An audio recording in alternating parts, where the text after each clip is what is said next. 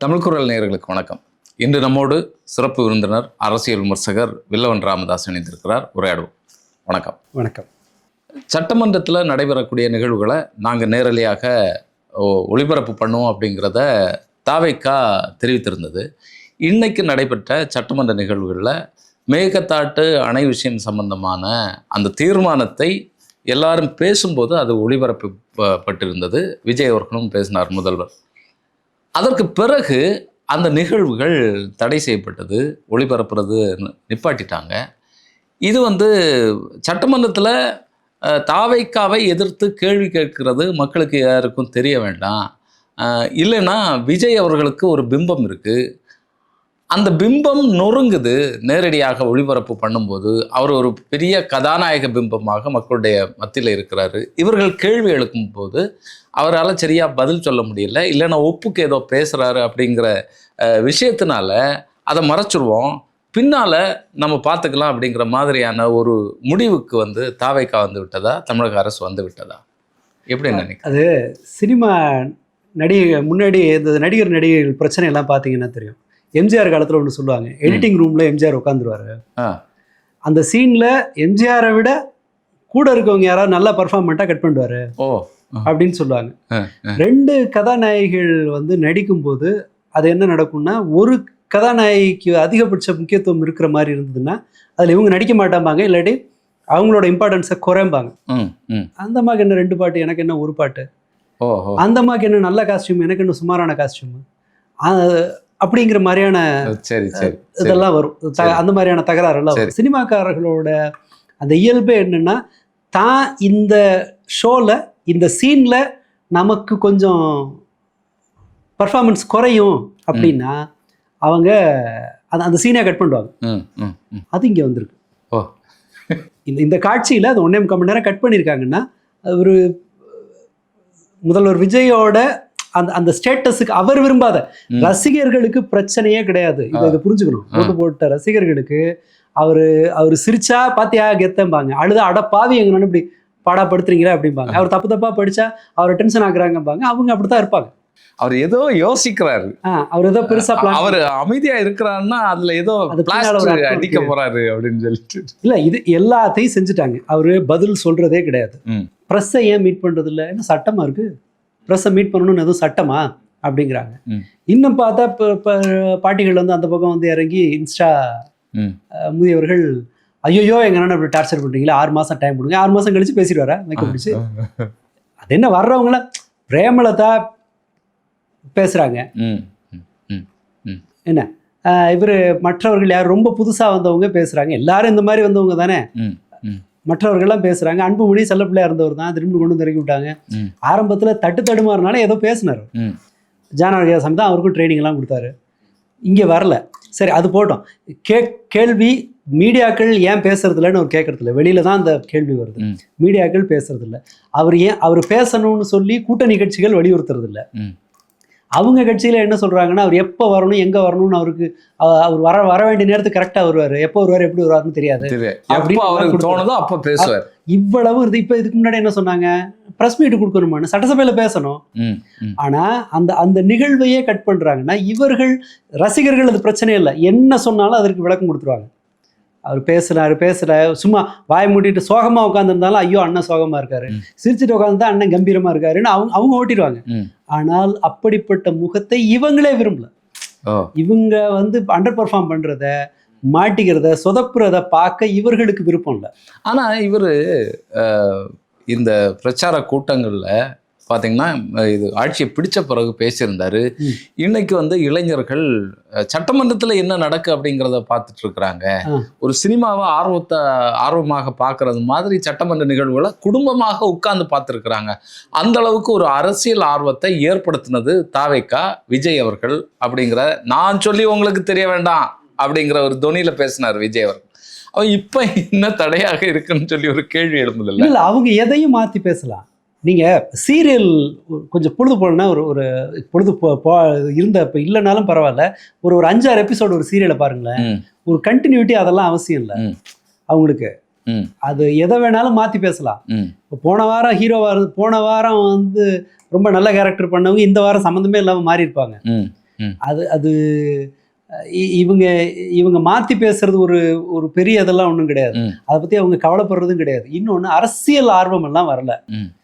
இது பார்க்கறதுனால அரசியல் ஆர்வம் அதிகரிச்சிருக்குன்னு வச்சுக்கோங்களேன். அரசியல் ஆர்வம் அதிகமானவன் கேள்வி கேட்பான், இது ஏன் நீங்கள் செய்யலை? அரசியல் ஆர்வம் நிஜமாக வந்திருக்குன்னா, நீங்கள் அன்னைக்கு இப்படி சொன்னீங்களே, இன்றைக்கி ஏன் அப்படி மாற்றி சொல்கிறீங்க? சரியோ தப்பா இதுக்கு நீங்கள் பதில் சொல்லுங்கள். எப்போ கொடுப்பீங்க? 2500 இப்போ கிடையாது, எப்போ கொடுப்பீங்க? இந்த வெள்ளை அறிக்கையோட பர்பஸ் என்ன? அதன் மூலமாக நீங்கள் என்ன கன்வே பண்ண விரும்புகிறீங்க? எனக்கு ஒரு டைம்லைன் சொல்லு. இந்த கேள்வியெல்லாம் வரும். பாதுகாப்பு, குழந்தைகள் பெண்கள் பாதுகாப்பு, அதோட அடுத்த கட்ட திட்டம் என்ன உங்களுக்கு? ஒரே நாளில் 12 பாலியல் வழக்குகள், வன்கொடுமை வழக்குகள் பதிவாயிருக்கு. அதில் 5 சிறார்கள் மேலே வந்து பதிவாயிருக்கு. இதில் கவர்மெண்ட்டோட ஸ்டாண்ட் என்ன? அரசியல் ஆர்வம் வந்ததுன்னா, அரசியல் ஆர்வம் வந்தவன் முதல்ல எதை தெரிஞ்சுக்க விரும்புவான்னா, இந்த நிகழ்வுகள் குறித்து கட்சி தலைவரோட, முதல்வரோட கருத்து என்ன, ஆளுங்கட்சி தலைவர்களுடைய முதல்வரோட கருத்து என்னன்னு தான் அவன் கேட்பான். அந்த கேள்வியே வரல. அவர் கருப்பு போட்டு அரகஜா போட்டு வச்சிருக்காரு, அட்டகாசமா இருக்கு, ஹேர் ஸ்டைல் தூக்கலா இருக்கு, கையை ஆட்டினாரு, இதெல்லாம் பேசுறான்னா அது அரசியல் ஆர்வம் கிடையாது.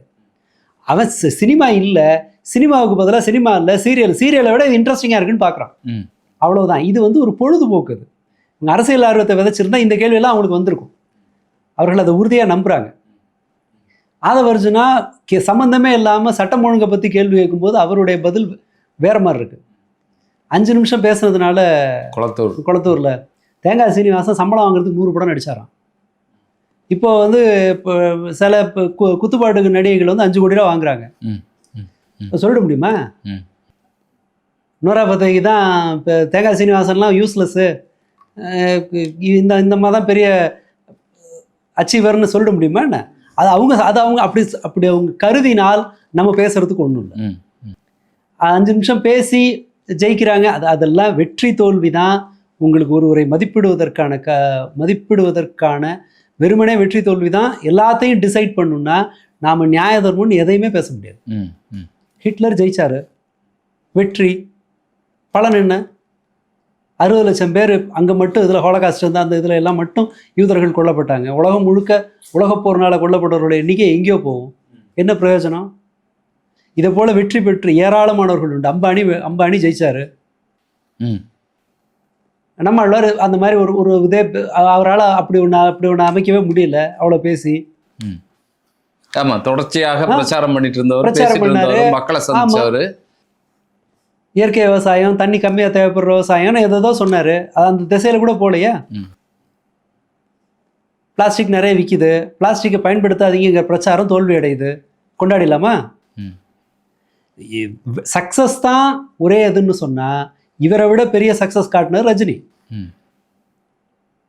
தொடவே முடியலையே அவரோட. என்னென்னவோ போராடி பார்த்துட்டீங்க. அவருடைய வசூலில் வந்து நீங்கள் எவ்வளவு கேம்பெயின் பண்ணாலும், சோஷியல் மீடியா பண்ணாலும், அது ஜெயிச்சது அவர் தானே. அது அப்போ நாங்கள் பேசலாமா? இதெல்லாம் சும்மா அல்பம். அப்படின்னா அவங்ககிட்ட பதில் இல்லைன்னு அர்த்தம். இவர்கள்ட்ட அதற்கு பதில் இல்லைன்னு அர்த்தம். அதுக்கு மட்டும் இல்லை, ஏராளமான விஷயங்களுக்கு. இந்த ஏதோ என்ன ஸ்கூலுக்கெல்லாம் பணமே வாங்காமல் பண்ணாங்கன்னு என்னத்துக்கு?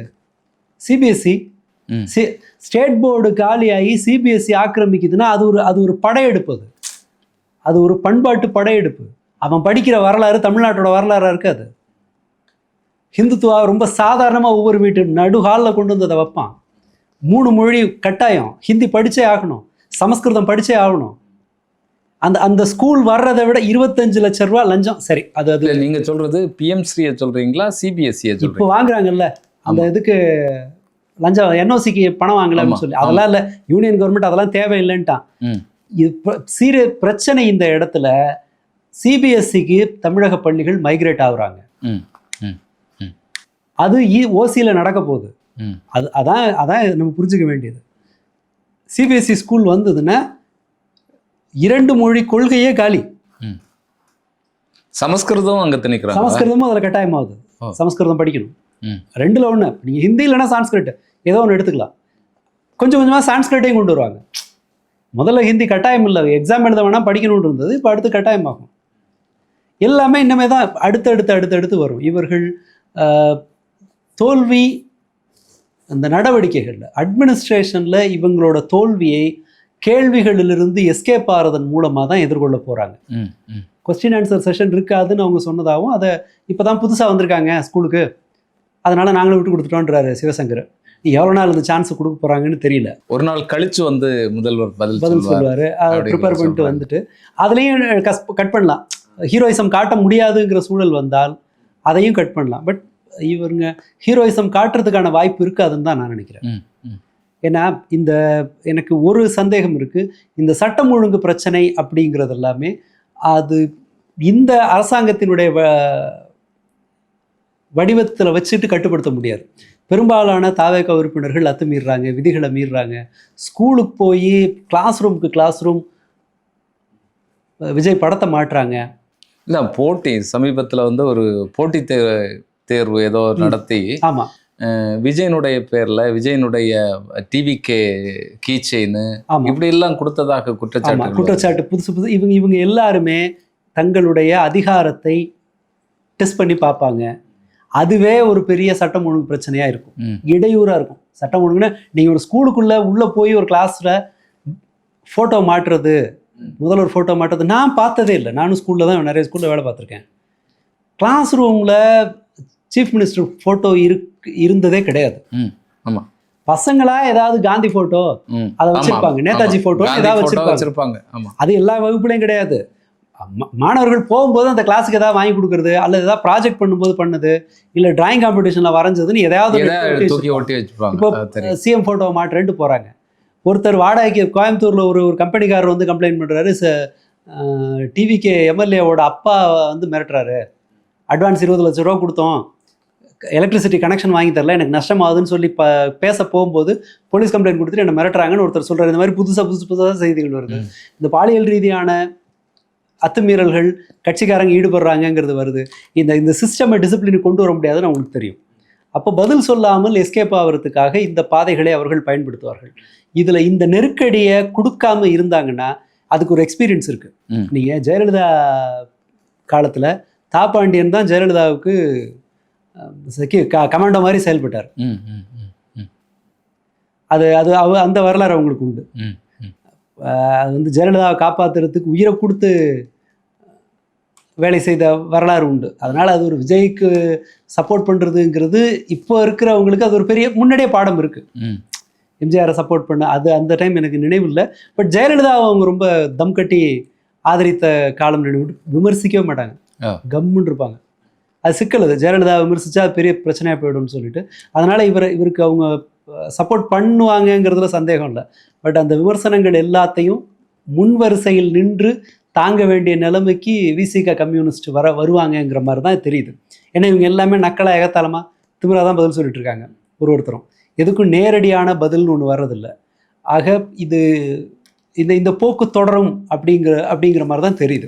இல்லை, இப்போ நீங்கள் சொல்கிறதுலேருந்தே எனக்கு கேட்க தோன்றது, சட்டமன்றத்துக்கு வெளியில் விஜய் அவர்களை வந்து பெரிய பிம்பமாக்கி அவர் பேசாததுக்கு, இல்லைன்னா அந்த கட்சி வந்து பேசாதது எல்லாருமே வந்து இவர் அப்படி சொல்லிட்டாரு, மதவாதத்திற்கு எதிராக இருப்பேன்னு சொல்லிட்டாரு, தமிழ்நாட்டினுடைய இந்த சுய நிர்ணயம் இதையெல்லாம் பாதுகாக்கிறதா அவங்க சொல்லிட்டாங்க அப்படிங்கிற ஒரு விஷயத்த ஒரு பாதுகாப்பு வளையத்துக்குள்ளால விஜய் வச்சு பாதுகாக்கக்கூடிய வேலையை நீங்கள் சொன்ன விசிகாவும் கம்யூனிஸ்டுகளும் யூஎம்எல் உட்பட தோழமை கட்சிகள் எல்லாமே பண்ணுது. இன்னைக்கு ஆதரவு கொண்டிருக்கக்கூடிய சட்டமன்றத்துக்குள்ளாலையும் விஜய் அவர்கள் எதுவுமே பதில் சொல்லலை. விஜய் அவர்களை காப்பாற்றக்கூடிய வேலையை மற்ற அமைச்சர்களும் மற்ற எம்எல்ஏக்களும் எல்லாருமே சேர்ந்து பண்ணுறாங்க. இது எப்படி இப்போ ஒன்றை வந்து ஏற்றுக்கொள்ளணும்ல? தமிழகத்தில் ஒரு பிரச்சனை இருக்குது, சிக்கல் நடக்கு, இந்த அளவுக்கு பாலியல் வன்கொடுமைகள் நடக்கு, கொலைகள் நடக்கு. இதை ஏற்றுக்கொண்டாதானே அதை நிவர்த்தி பண்ணுறதுக்கான வேலையை வந்து செய்வாங்க. இது நம்ம மேலே வந்து மக்களுடைய பார்வையை மோசமாக்கும், ஆட்சிக்கு எதிரான மனநிலையை உருவாக்கும். இப்படிப்பட்ட எந்த இதுவும் இல்லையா அவர்களுடைய? இல்லை, அந்த மாதிரி அவங்க தோணாதுன்னு நினைக்கிறேன். ஏன்னா அவங்க நினைச்சதை விட ஒரு பிரம்மாண்டமான வெற்றி கிடைச்சிருக்கு. அவங்க நினைச்சதை விட ஃபைனலாக இல்லை, மெஜாரிட்டி வரலைன்னாலும் அவங்க எதிர்பார்த்ததை விட மிக பிரம்மாண்டமான ஒரு வெற்றி வந்து வந்திருக்கு. மற்ற கட்சியிலேருந்து அடிச்சு பிடிச்சிட்டு இங்கே விளையாடுறாங்க. என்ன நம்பிக்கையில் அதிமுகலேருந்து இங்கே வர்றாங்கன்னா, இவங்களுக்கு பெரிய கட்சி நடத்துற அனுபவம் இல்லை. இந்த மாதிரி ஒரு பெரிய கட்சியை நடத்துற அந்த அனுபவம் எல்லாம் இல்லை. இப்ப நாம அங்க உள்ள போயிட்டோம்னா நாம அந்த இடத்த கைப்பற்றிடலாம் அப்படிங்கிற நம்பிக்கையில பல பேர் உள்ள வராங்க. அந்த சண்டை இப்ப ஆரம்பிச்சிருக்காங்க. இது இந்த மாதிரி கட்சிக்குள்ள இருக்கிற ஒரு பிரச்சனை வரும். அது எல்லாமே இனிமே தான் வரப்போகுது. அரசு நடத்துறதுல அவங்களுக்கு இருக்கிற நெருக்கடியை இப்பதான் உள்ள போயிருக்கிறாங்க. இந்த கட்சிகள் நம்ம பகச்சுக்க வேணாம், ஜெயலலிதாவோட ஒரு அனுபவம் இருக்குல்ல, கட்சியை பகச்சுக்க வேணாம் அப்படிங்கிறதுனால இவங்க ஒரு சப்போர்ட்டுக்கு வருவாங்க. ஒரு பிரம்மாண்டமான சப்போர்ட் இருக்கிற மாதிரி இவங்களுக்கு தெரியறதுனால இவங்க தான் நினைச்சதை ரொம்ப தெனாவட்டா அரசை நடத்துவதற்கான காரணங்கள் அவங்கள்ட்ட இருக்கு. ஆனா பிரச்சனை என்னன்னா, இப்போ சமூகம் ரொம்ப சுலபத்துல ஃப்ரஸ்ட்ரேட் ஆகிற ஒரு சமூகம். டக்குன்னு டிசப்பாயிண்ட் ஆயிடும். சொந்த அப்பாவுக்கே அதான் கதி. அப்பா அம்மாவுக்கு அந்த மாதிரியான ஒரு சொசைட்டி வந்திருக்கு. அவசரக்காரர்கள், அந்த இன்ஸ்டன்ட் கிராட்டிஃபிகேஷன் தான் சமூகத்தினுடைய புதிய நோய், ஒரு பரவலான ஒரு நோய். இந்த இடத்துல இவங்க என்ன பேசுறாங்க, இன்னும் 50 வருஷத்துக்கு இவர் தான் ஐயுஎம்எல் டிவிக்கே வந்து டிஎம்கே காலி பண்ணிவிடும் அப்படின்னு எல்லாரும் சேர்ந்து உசுப்பேற்றும் போது சைமல்டேனியஸாக இன்னொரு பக்கம் அந்த அவநம்பிக்கை ஏறிக்கிட்டே போகும். இவங்களோட நடத்தை எல்லாமே அந்த அவநம்பிக்கையை தூண்டி விடுற மாதிரி தான் எல்லாமே இருக்கும். இந்த லேண்ட் ஆர்டர் ஒரு பிரச்சனை, அது அது அது குறைய போகிறதே இல்லை. நீங்கள் என்ன தான் பண்ணாலும் சரி, இந்த இதில் வந்து அது ஏறிக்கிட்டே தான் போகும். எஸ்பெஷலி இவர்கள் இருக்கும்போது குற்ற மனோபாவம் இருப்பவர்களுக்கு, புதிய இதில் இருக்கவங்களுக்கு அவங்களோட இது சரியாக தப்பானா தெரியாமல் எல்லாருமே இன்வால்வ் ஆகிறதுக்கான குற்றங்கள் ஏறத்தான் ஏறும். வேணா மார்க் பண்ணி வச்சுக்கோங்க, அடுத்த வருஷத்தில் இதை விட எவ்வளோ தீவிரமாக இருக்குன்னு மட்டும் பாருங்க. அது ஏறத்தான் போதும். இவங்களுடைய அந்த தன்னுடைய அதிகாரத்தை டெஸ்ட் பண்ணி பார்க்குற பிஹேவியர் அது ஒரு டேமேஜை உருவாக்கும். இவங்களோட எந்த பாலிசி அவர்களுக்கு ஒரு பொருளாதார கண்ணோட்டம் கிடையாது. அவங்களோட வெள்ளை அறிக்கை சொல்றது என்னன்னு சொன்னா, இது ஒரு கார்ப்பரேட் நலனுக்கான, பெருநிறுவனங்களின் நலனுக்கான ஒரு அரசாத்தான் இருக்கும் அப்படிங்கிறது தான் அது சொல்றது. அவங்க அதை எப்படி கேட்டகரைஸ் பண்றாங்கன்னா, நிதி ஆதாரத்தை பெருக்காமல் நலத்திட்டங்களை செயல்படுத்துறாங்க, செயல்படுத்தியிருக்காங்கிறதா அதில் வந்திருக்க குற்றச்சாட்டு.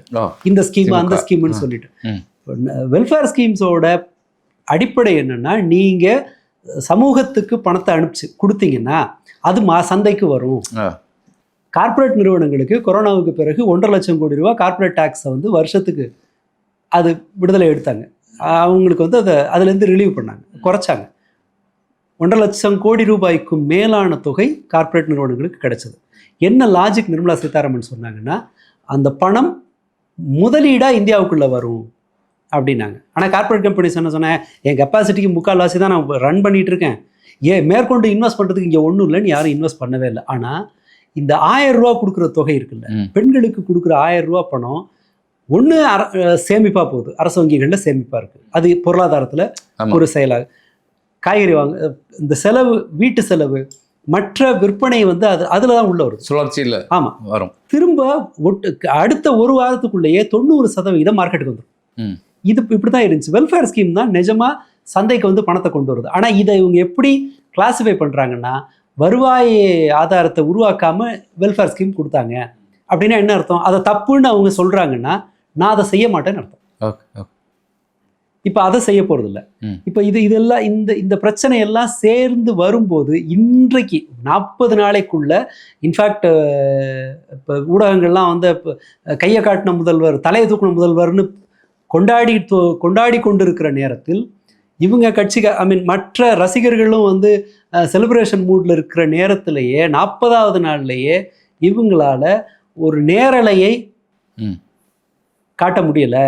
ஒரு பதிலை இப்போ சொல்லலாம், என் கையில் என்னங்க இருக்குது, இது 40வது நாள், அந்த சட்டம் ஒழுங்கு பிரச்சனைக்கே சொல்கிறேன் நான் வந்து 40 நாள் ஆகுது. இந்த 40 நாளைக்குள்ளே நாங்கள் இந்த களத்தை புரிஞ்சுக்கிறதுக்கு எங்களுக்கு அவகாசம் வேணும். 6 மாதம் பாரு, நான் என்ன செய்கிறேன் பாருன்னு ஒரு பஞ்ச் டயலாக் பேசுறதுக்கு என்ன கேடு? ஏன் அதை பேச முடியல? பிரச்சனை என்னன்னா, அவர்களுக்கு அதை பேச பயமா இருக்கு. இதை எப்படி சரி பண்றதுல யதார்த்தம் அவங்களுக்கு இப்போதான் உரைக்குது. இது சரி பண்ற விஷயம் இல்லை.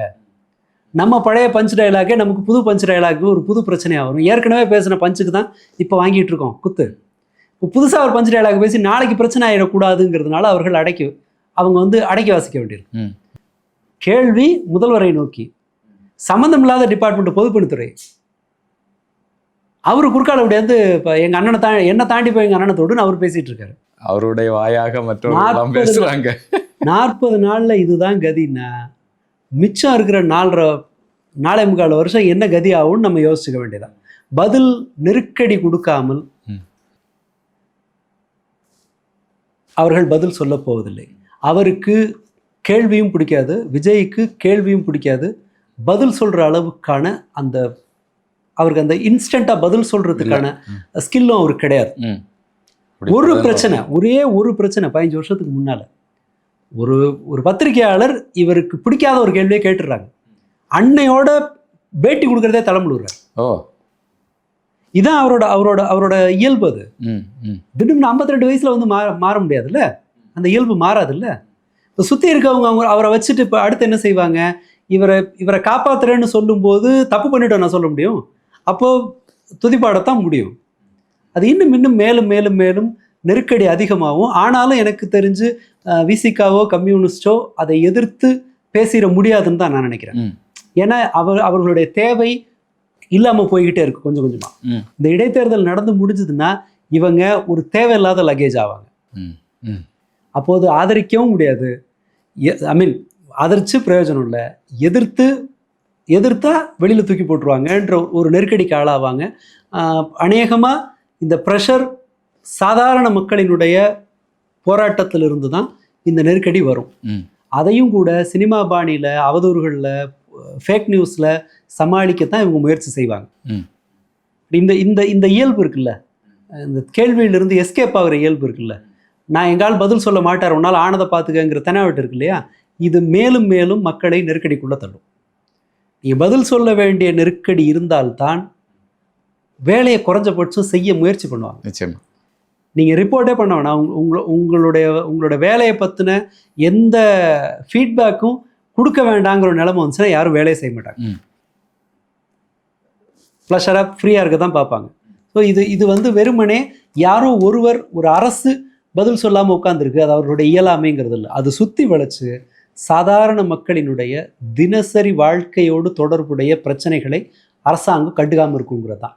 நீங்கள் ஒன்றுலையும் போய் செக் பண்ணி பாருங்கள். பஸ்ஸு, எலக்ட்ரிசிட்டி போச்சா, அது கிடைக்கல, அது ஒரு பெரிய பிரச்சனையாக இருக்கா. பேருந்துகளில் போய் பாருங்கள், சர்வீஸே இல்லை. 5 நிமிஷத்துக்கு ஒரு தரம் பஸ் வந்த மாதிரியான இடங்களில் 1/4 மணி நேரம் 20 நிமிஷத்துக்கு ஒரு பஸ் வருது. அடுத்த ஒரு செய்தி, இனிமே வாங்குற பஸ் எல்லாமே ஏசி பஸ்ஸாக வாங்குங்கன்னு முதல்வர் உத்தரவிட்டார் அப்படின்னு தந்தி டிவியில் ஒரு செய்தி வருது. Card, news card. ஏசி பஸ்ஸாக வாங்கினா காசு இருக்கும். 5 ரூபாய்க்கு போக வேண்டிய தூரத்துக்கு 15 ரூபா கொடுக்கணும். 11 ரூபாய்க்கு போகிற டிக்கெட்டில் 40 ரூபா நீ கொடுக்கணும், 40-50 ரூபா கொடுக்கணும் ஏசி பஸ்ஸில். எத்தனை பேரால் கட்டுப்படி ஆகும்? இதை ஒரு பிரம்மாண்டத்தை காட்டுறதுக்காக இப்படிப்பட்ட செய்திகளை போடுறாங்களா? இல்லை, பாசிட்டிவாக நியூஸ் வந்துடணும், அவ்வளவுதான். அவரை பற்றி பாசிட்டிவ் நியூஸை உள்ளே திணிச்சிங்கன்னா நெகட்டிவாக இருக்கிறத கவர் பண்ண மாட்டாங்கல்ல. செய்தி ஊடகங்கள் வந்து செய்தியை போட்டுகிட்டே இருக்கணும். நீங்கள் அதை பற்றி நல்ல விதமான செய்தியை நாளை உள்ளே திணிச்சிட்டிங்கன்னு சொன்னால் கெட்ட செய்தி தன்னை போல பின்னடும். செய்தியே வரலன்னு சொன்னால் கெட்ட செய்திக்கு ஒரு பெரிய ரீச் கிடைக்கும். அதை பற்றி 2-3 கவரேஜ் இருக்கும். இது என்ன நடந்துச்சு, அதோட ஃபாலோ அப் என்னன்னு இருக்கும். நீங்கள் ஒரு கெட்ட செய்தியை சொன்ன பிறகு அடுத்து இந்த மாதிரியான இந்த நடிகரை மீட் பண்ணாரு, இந்த நடிகையை வந்து மீட் பண்ணாங்க, இப்படி செஞ்சாரு, பேண்ட்டை மடிச்சு விட்டாரு அப்படிங்கிற மாதிரி செய்தியெல்லாம் போட்டிங்கன்னா அடுத்து அந்த ஃபாலோ அப் நியூஸை வந்து ஊடகங்கள் கட் பண்ணலாம், அதை தடுக்க முடியும். நீங்கள் நெகட்டிவ் நியூஸை தடுக்கிறதுக்கான மெக்கானிசம் இதெல்லாம். அப்போ தானே அந்த கொலையை பற்றி பேசுவேன். ஒரே நாள் இப்போ 12 செய்தி வருது, இப்போ நைட்டு செய்தி இல்லை, 8 மணிக்கு ஒன்றும் இல்லை அப்படின்னா என்ன பண்ணுவாங்க, இன்னைக்கு மட்டும் 12 பாலியல் சார்ந்த பிரச்சனைகள் வந்திருக்குன்னு இன்னொரு நியூஸ் அவன் உருவாக்குவான். இப்போ நீங்கள் இப்போ எவ்ரி 2 hours வந்து இந்த மாதிரி ஒரு செய்தியை கொடுத்துக்கிட்டே இருந்தீங்கன்னு வச்சுக்கோங்க. புரியுது, திட்டமிட்டே அந்த மாதிரியான வேலைகள் செய்யப்படுது. ஆமாம், அதுக்கு அது என்னது, அடிச்சு தூக்கிய மோடி, அரண்டு போன ட்ரம்ப் அப்படின்னு ஒரு கார்டை நீங்கள் இறக்கும்போது நீங்கள் வேற ஒரு செய்திக்கான ஸ்பேஸ் அந்த இடத்துல காலி பண்ணலாம். இப்படி சம்மந்தமே இருக்காது, ஏதாவது இதுக்கும் பிரயோஜனமே இல்லாத ஒரு செய்தியாக இருக்கும். ஆனால் புதுசாக உள்ளே இறக்கிட்டே இருக்கும்போது நீங்கள் அந்த செயினை கட் பண்ணலாம். அந்த தொடர்ச்சி இருக்குல்ல, என்ன காலையிலேருந்து ஒரே கெட்டதாக இருக்குன்ற அந்த செயினை நீங்கள் கட் பண்ணலாம். நீங்கள் டைவர்ட் ஆவீங்க. அப்போ நம்ம என்ன பண்ணுவோம், நான் யோசிச்சிருக்கலாம், இப்போ ஒரு சோஷியல் மீடியா போஸ்ட் நீங்கள் போடுறீங்கன்னு வச்சுக்கோங்களேன், இதை பற்றி செய்தி எழுதணும்னு நீங்கள் நினைப்பீங்க. அதுக்குள்ளே இந்த கோட்டு போட்ட செய்தி உள்ளே வருதுன்னா நீங்கள் அந்த ஒரு சீரியஸான ஒரு பிரச்சனை குறித்து விவாதிப்பதை தவிர்த்துட்டு இந்த கோட்டை போடுறத புரியுது. ஒரு ஒரு ஒரு கேலியா ஒரு பதிவு ஒன்று போடுவீங்க. உங்களுக்கு என்ன அரசை எதிர்த்திருக்கோன்னு நீங்க தோணலாம். ஆனா நடக்கிறது என்னன்னு சொன்னா, ஒரு சமூகத்திற்கு திரும்ப நினைவூட்ட வேண்டிய ஒரு பிரச்சனையிலிருந்து நீங்க விலகி நீங்க வேறொரு புது பிரச்சனையை நீங்க கையில் எடுப்பீங்க. அந்த தொடர்ச்சியை நம்ம கட் பண்ணலாம். இது எல்லாத்துக்கும் தேவைப்படுறதான். பட் இது எல்லாத்துக்கும் ஒரு ஒரு வேலிடிட்டி இருக்கு. எல்லா விஷயமும் வருஷ கணக்கில் எல்லாம் ஓடாது. சில செய்திகளுக்கு சில பிரச்சனைகளுக்கு எக்ஸ்பைரி உண்டு. சாப்பாட்டுக்கு இல்லை, கரண்ட் இல்லை. மெட்ராஸில் ஏதாவது ஒரு இதுக்கு போராடுறதுக்கு வெளியில் வந்து பார்த்துருக்கீங்களா? கரண்ட் இல்லை, 2-3 மணி நேரம் கரண்ட்டை கட் பண்ணிங்கன்னா மக்கள் வருவாங்க. இப்போ அடுத்தது தான் 8.5 கோடி ரேஷன் கார்டை கட் பண்ண போகிறேன் அப்படின்னு யூனியன் கவர்மெண்ட் இப்போ தான் அந்த சம்மந்தப்பட்ட துறை அமைச்சர் இன்னைக்கு பேசியிருக்காரு. 8.5 கோடி கார்டுகள் தேவையில்லாதது, தகுதியற்றது. அதாவது வருமான வரி கட்டுறவங்க, சொந்த கார் வச்சுருக்கவங்க, இந்த மாதிரி சில க்ரைட்டீரியாவில் இவங்களோட கார்டை கட் பண்ணணும். 8.5 கோடி ரேஷன் கார்டுனா தமிழ்நாட்டில் எத்தனை லட்சம் அதில் மாட்டோம். இந்த பிரச்சனை வரும். இவங்களோட மற்ற இப்போ இவ்வளோ நாள் வீராவாசமாக பேசிட்டாரு, கடன் வாங்கி அரசாங்கத்தை நடத்துகிறாங்கன்னு. ஊதியமே கடன் வாங்கி கொடுக்க வேண்டிய இடத்துல இருக்குது. நீங்கள் அந்த கடன் வாங்கலைன்னு சொன்னால் ஊதியம் கொடுக்க முடியாது. ஊதியம் இல்லைன்னா வேலை நடக்காது. அடுத்த டெவலப்மெண்ட்டுக்குமே நீங்கள் பப்ளிக் டிரான்ஸ்போர்ட்டு இப்போ இங்கே பேசுகிறாங்கல்ல, கொரோனா காலத்திற்கு பிறகு எனக்கு நான் படித்த நினைவு இருக்குது. ஜெர்மனி 9 யூரோவுக்கு ஒரு மாதத்துக்கு அவங்களுக்கு ரயில் பாஸ் கொடுத்தாங்க. யோசிச்சு பாருங்க, அங்கே 9 யூரோங்கிறது 900 ரூபா. ஜெர்மனியில் காஃபியை 3 காஃபி குடிக்கிற காசுக்கு அவங்க தர்றாங்க. ஏன் அது நஷ்டம் தானே? அப்போது ஜனங்களுக்கு ஒன்று கொடுக்குறாங்கன்னா அது ஒரு தேவை இருக்குது. நீங்கள் கடன் வாங்கினா கேள்வி கேட்பான், கடன் வாங்கலைன்னா நீங்கள் இந்த ஸ்கீம் எதையும் பண்ண முடியாது. என்ன செய்வீங்க? இவங்க பேசுனதே இவங்களுக்கு வினையாக வருது, பர்ஃபார்ம் பண்ண முடியாதுங்கிற ஒரு யதார்த்தம் அவர்களுக்கு புரியுது. அதனால தான் இதிலிருந்து போகிறாங்க. இதோடு நிற்காது. ஜெயலலிதா காலத்தில் சட்டமன்றத்தில் என்னென்னலாம் நடந்ததோ அது எல்லாமே வரும். இந்த எந்திரிச்சு அடிக்க பாயிறது இதெல்லாமே ஜெயலலிதா பீரியட்ல நடந்தது. இன்னைக்கே ராயபுரம் எம்எல்ஏ வந்து அடிக்க பாய்ந்தான்னு சொல்லி செய்திகள் போட்டுட்டு இருக்கிறாங்க. விஜயபாஸ்கர் வந்தார் இல்லையா, அவர் எப்படி மினிஸ்டர் ஆனார்? சக்கரை தள்ளு வண்டின்னு கலைஞர் கருணாநிதியை நக்கல் பண்ணார் சட்டமன்றத்தில். அடுத்த 48 மணி நேரத்தில் மினிஸ்டர் ஆக்குனாங்க. அப்படி வாங்கினாரு. இந்த சட்டசபை இதுதான் உங்களுடைய தூக்கம்னா, இந்த சட்டசபை அந்த இடத்துல தான் போய் நிற்கும். புரியுது, வேறு வழி இல்லை. அதை நம்ம விட்னஸ் பண்ணி தான் ஆகணும். எப்படி போகுதுன்னு பார்க்கலாம். பட் இது வந்து ஒரு எனக்கு ஆச்சரியம்லாம் ஒன்றும் இல்லை. இவர்கள் இன்னும் தூரம் போவாங்க, இன்னும் வேர்ஸ்டாக போவாங்க. அந்த அந்த நம்பிக்கை இருக்குது எனக்கு. அது சந்தேகம் இல்லை. ஏன்னா பதில் சொல்ல பயந்தார் அப்படின்னா, தலைவர் பதில் சொல்ல பயப்படுகிறாருன்னு சொன்னால் இந்த டேமேஜ் எல்லாம் நடக்கும். அதை நம்ம தயாராக வேண்டியது. நிச்சயமாக வரக்கூடிய நாட்களில் பார்ப்போம். விஜய் அவர்கள் பதில் சொல்கிறதுக்கு பழகிறாரா, இல்லைன்னா இங்கே நடக்கக்கூடிய இந்த சட்டம் ஒழுங்கு பிரச்சனைகளை ஏற்றுக்கொண்டு அதை சரி செய்வதற்கான ஒரு முனைவுகளை செய்கிறாங்களா அப்படிங்கிறத தொடர்ந்து ஏற்றுக்கொள்வார்கள். நான் நம்பலை. நம்ம இப்பெல்லாம் பேராசையெல்லாம் படம் அதை ஏற்றுக்கொள்வார்கள்லாம் நம்பலை. இப்போவே தாவேக்காரர் ஒருத்தர் என்ன பேசுகிறாருன்னா, ஆஸ்திரேலியாவிலேருந்து ஒரு ஆள் ஃபேக் நியூஸ் அங்கேருந்து பரப்புகிறான். ஒரு ஈழத்தமிழர் தமிழ்நாட்டு பாலிடிக்ஸ்க்கு அவனுக்கு சம்பந்தமே கிடையாது. ஒரு ஏதோ டாக்ஸி ஓட்டுறாரு, அங்கேருந்து பரப்புகிறாங்க. ஸோ அவங்க வந்து இதை ஒத்துக்குவாங்கங்கிறது, யதார்த்தத்தை ஒத்துக்குவாங்கன்றது அளவுக்கு பேராசைப்பட வேண்டாம். வேற ஏதாவது ஸ்ட்ராட்டஜி பண்றாங்களான்னு பார்க்கலாம். தொடர்ந்து பார்த்துக்கலாம். நிச்சயமா தொடர்ந்து பேசுவோம். வரக்கூடிய நாட்களில் தமிழக அரசியல் எப்படி பயணிக்கிறது, தாவேகா கட்சி அதனுடைய முகம் மாறுகிறதா அப்படிங்கிறத பார்ப்போம். உங்களுடைய நேரத்திற்கும் கருத்திற்கும் நன்றி.